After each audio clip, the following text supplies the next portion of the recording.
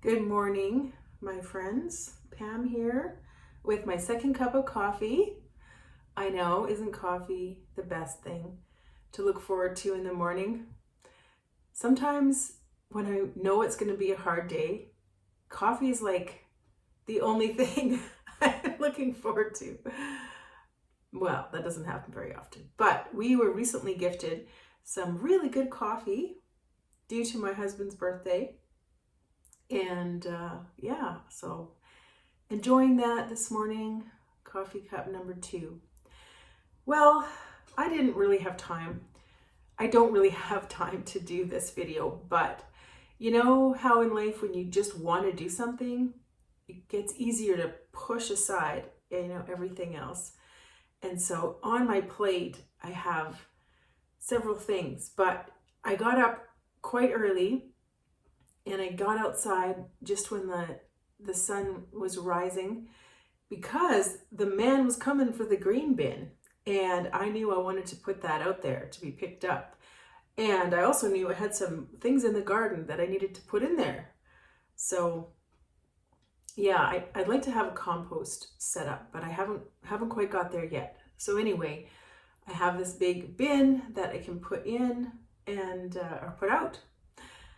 So I went out there and I filled it up with a few more things, like a dead and rotting zucchini plant and a frosted tomato plant. What I mean is it's been frosted a few times or hit with frost, because in Alberta, where I live, it gets pretty cold. It gets below 0, which is the freezing point in Celsius for the Americans. Anyway, it gets cold enough that everything kind of gets frozen and then it's done, right? Except for the root vegetables. Have some root vegetables still in there. But anyway, I've been thinking about, making a video. It's been at least a week, and we've been so busy just this weekend trying to get our suite ready to rent. So if you know of anyone who wants a place to live that's really cute, kind of strange. It's a little strange because there's this really nice entryway and a big full kitchen. It's got dishwasher, big windows, beautiful views outside. And then the bedroom is really big, kind of a sunken bedroom with carpet. And then there's like this huge bathroom, but there's no wall in between. And the bathroom has a jacuzzi tub, a shower, a big sink, and then there's an extra bathroom around the corner through a sliding door. So it's just kind of an odd suite, if that makes sense. It's not typical. So we're trying to get things fixed up, clean the carpets, stuff like that. Oh, that's really good. Anyway, I wanted to talk about the idea of 1 year from now. So Cynthia from Senior Insights, I don't think she watches my channel, but I watch hers when I can. And even though she is, a good 20 years older than I am, she has some really good insights, and she's just fun to listen to. She has a great sense of humor. And I've always been drawn to people at different ages than myself. I'm not sure what that's about, but 2 of my best friends are a bit older than I am, and all my life I've hung out with adults when I was a kid, and then I hung out with younger people. I just don't really have to always be around my same age, if that makes sense. I don't know. Are you like that? What do you think that's about? Anyway, it doesn't matter.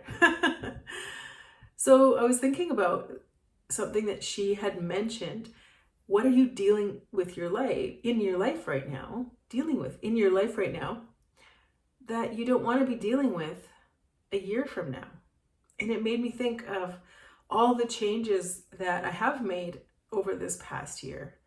The garden, I didn't want to be dealing with this big rectangle of earth and an ugly snow fence around it, ineffectively keeping deer out. I didn't want to be dealing with the deer eating all the trees on our property, so I've wrapped a few of them, and it's helped a lot. I have a little apple tree that is flourishing now because they can't chew all the leaves off. So it made me think about little things that we constantly deal with that frustrate us. And they could be big things, right? Or little things. So for me, a big thing was my job that I absolutely, it's terrible, but I couldn't stand a lot of it. My teaching job. And, you know, one reason I have this channel is because I want to be able to kind of vent sometimes or talk about things that I don't want people in my life that are closer to me or in my town or family to necessarily see. But I also realize that they probably will at some point. So I don't want to be too specific about things, even though it's tempting. But the work environment at the school I taught at was so, to use an overused word, toxic.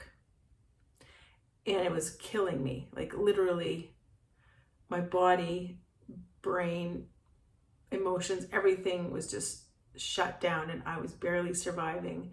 So I did stick it out for the whole year and then I resigned. Or I resigned and then I finished the year. So I'm proud of that I was able to do well and finish the year, but I don't know if it was a good thing for me because I'm still recovering from that, honestly. So all that aside, what do you have to do to not be dealing with something a year from now? Little things like, for me, even just this room, this little office. I would love to paint, and it was fairly organized. Now it's kind of full of a lot of stuff from just kids moving in and out. And so that's a little thing I could fix. It's surprising, actually, the number of things that you can change. But sometimes you can't change anything. It's just something that you don't really have any power to change. Maybe it's the way someone's treating you, or maybe it is, just a life situation that you can't get out of. And what do we do about those things? Well, what I've learned and I'm learning is that I can change myself. I can change how I respond to it, how I react. So one of the big lessons I've learned in the last few years, maybe 10 years, slowly, is that I don't have to put up with feeling awful because of the way someone talks to me or the way they step over my boundaries. I can do something about it. I can still be loving, but I can draw lines, right? I can set limits. And so I found different ways to do that so that it just limits my exposure to that situation. And also, if someone is talking to me and they're going on and on about other people in a negative way, I don't want to get caught in that, swirling whirlpool of awfulness. It makes me feel awful. And so I just will exit a conversation that goes that way. Or I will just be quiet. If I can't get out of the conversation, I'll be quiet or I'll say something to change the conversation to a positive one. So that's something that I'm slowly learning to deal with. It might not really fit into the category of what are you dealing with right now that you don't want to be dealing with a year from now? Or maybe it does. I don't know. What do you think? And sometimes we need help. with dealing with the situation. Now, that one is a lot harder for me. I can accept help from my husband, one or two friends in different ways, but I've always been so fiercely independent. And sometimes, though, we need help. Sometimes it's okay to go see a counselor, or as they say now, a therapist. I have never had any luck doing that, I have to say. I'm not sure why. That's a whole nother long story, but maybe someday I'll talk about my experiences over the years trying to see a counselor. The first time I think I was 19 at university, and the last time was maybe about 5 years ago. And how many times did I think I went, the longest I've ever gone is twice. So, all right. Well, I'm sure you're thinking some thoughts right now about that, but I gotta tell you the stories, the context, and then you'll realize it has nothing to do with me. It has everything to do with them. I'm joking. I hope you can tell. All right. Gonna finish my coffee. Going to get to work on that suite. I have a lot of work to do today in all factors of my life, and I feel a little overwhelmed, but somehow it really helps to talk to you, whoever you are out there listening. And I know some good friends watch, and I appreciate that so much because it helps me to feel more connected to you. So thanks for your comments, and if you're new here and you want to see like what is going on, what am I talking about, feel free to hit the like and subscribe. That'd be helpful. And there's a quote that kind of went along with today that I saw just before I started this video. It says, people that love you care about how they make you feel. People that love you care about how they make you feel. So take that into your day, and I hope that you feel great. I hope the people that love you are showing their love, and just know that you're valued and that God loves you. I hope you have an amazing day.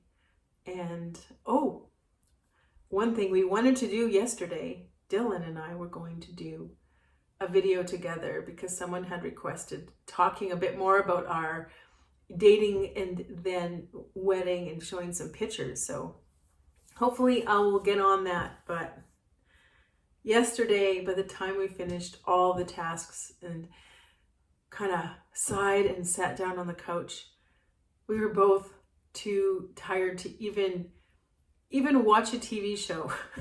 So we couldn't make a TV show. We were too tired. Anyway, sorry for the tangent. You can go now. Okay, bye-bye.